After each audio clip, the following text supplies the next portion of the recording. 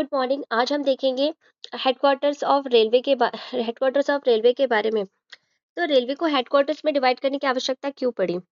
तो इंडिया में इतनी बड़ी रेलवे को एक साथ चला पाना मुश्किल था, इसलिए इसे कई जोन्स में डिवाइड कर दिया गया ताकि रेलवे के कार्य को इजीली और एफिशिएंट तरीके से किया जा सके। अब देखने में तो ये डायग्राम काफी टिपिकल लग रहा है कि इसे कैसे याद करें। तो अगर हम इसे इस फॉर्म में याद करें, जैसे 4 डायरेक्शन सबको याद रहता है, ये है नॉर्थ, ये है साउथ, ये है ईस्ट और ये है वेस्ट।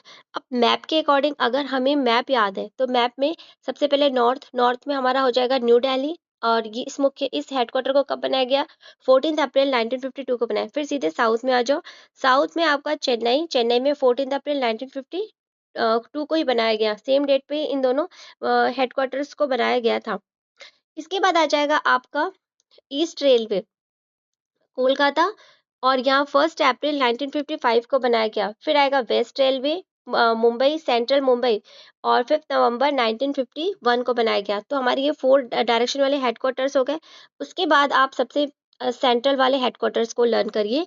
तो ये हो जाएगा, सेंट्रल में आपका मुंबई हो जाएगा, सीएसटी छत्रपति शिवाजी टर्मिनल। 5 नवंबर 1951 को इसकी स्थापना इस मुख्यालय को बनाया गया था, इस हेडक्वार्टर को बनाया गया था। अब ये 5 हेडक्वार्टर्स होने के बाद फिर आप सीधा डायरेक्शन में इस फॉर्म में आइए, है ना, इस फॉर्म में। अब एनडब्ल्यू, तो उत्तर पश्चिम रेलवे, ये एनडब्ल्यू हो जाएगा। नॉर्थ वेस्ट उत्तर पश्चिम रेलवे, इसका हेडक्वार्टर हो जाएगा जयपुर, राजस्थान। 1 अक्टूबर 2002 को इसे बनाया गया था। फिर आ जाओ नॉर्थ ईस्ट, ये वाला पार्ट पे आ जाओ, नॉर्थ ईस्ट में आ जाओ। तो यहाँ पर गोरखपुर आ जाएगा। 14 अप्रैल 1952 को इसे बनाया गया था।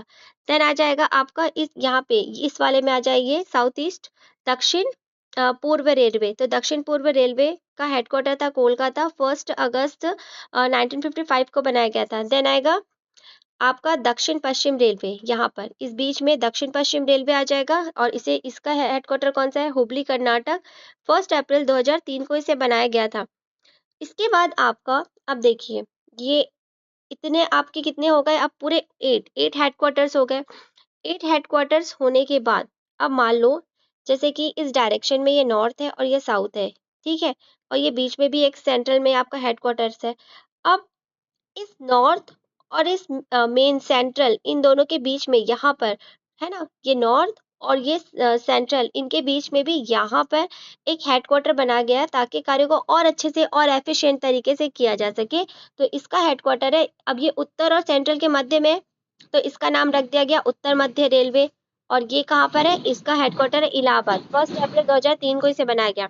एज इट इज, जैसे कि आपका उत्तर और मध्य के बीच में एक हेडक्वार्टर बनाया गया, सेम एज इट इज आपका साउथ रेलवे और मध्य रेलवे, इनके बीच में ही दक्षिण मध्य रेलवे एक हेडक्वार्टर बना दिया गया, जिसका नाम था सिकंदराबाद।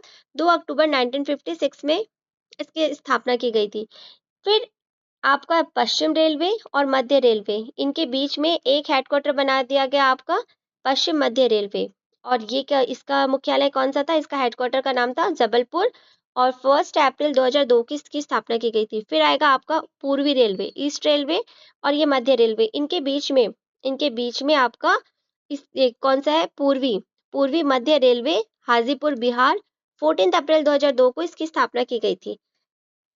अब ये तो हमारा पूरा कौन सा हो गया? कितने हो गए हमारे? इतने हेडक्वार्टर्स हो गए, है ना।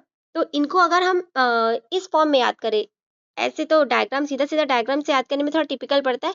तो अगर हम इसको इस फॉर्म में याद करें तो हमें इजीली और अच्छे से ये पूरा मैप लर्न हो जाता है, उसके लर्न हो जाएगा। अब इनके इसके अतिरिक्त हमारे कुछ 3 और हैं हेडक्वार्टर्स, हम उसके बारे में देखेंगे। तो हमारे ये 3 हेडक्वार्टर्स है आपका उत्तर पूर्वी सीमांत रेलवे, मालीगांव, गुवाहाटी। 15 जनवरी 1952 को इसे बनाया गया था। पूर्वी तट रेलवे, इसका हेडक्वार्टर है भुवनेश्वर। 1 अप्रैल 2003 में इसे बनाया गया था। फिर है आपका दक्षिण पूर्वी मध्य रेलवे, इसका हेडक्वार्टर है आपका बिलासपुर। 5 अप्रैल 2003 को इसकी स्थापना की गई थी। तो यहाँ पर आपके पूरे 18 आपके क्या हो जाते हैं? पूरे हेडक्वार्टर्स हो जाते हैं।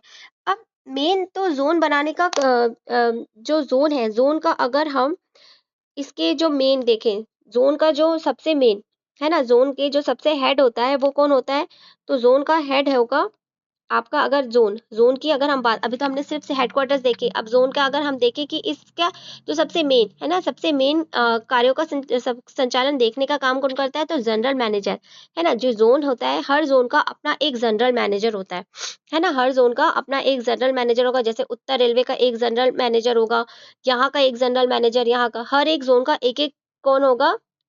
जीएम होगा, जनरल मैनेजर होगा, जो वहाँ जो उनके एरिया के, है ना? जो उनके एरिया के जितनी भी ट्रेन है, वहाँ के जो भी कार्य हैं उस एरिया में, उन सब कार्यों को देखने का काम कौन करता है? General manager. अब इतने सारे काम को ये एक अकेला व्यक्ति तो देख नहीं सकता, तो इसीलिए यहाँ पे हर ये एक ज़ोन को, है ना? इस एक ज़ोन को कई क्या किया गया? डिविज़न्स में बाँट दिया गया, है ना?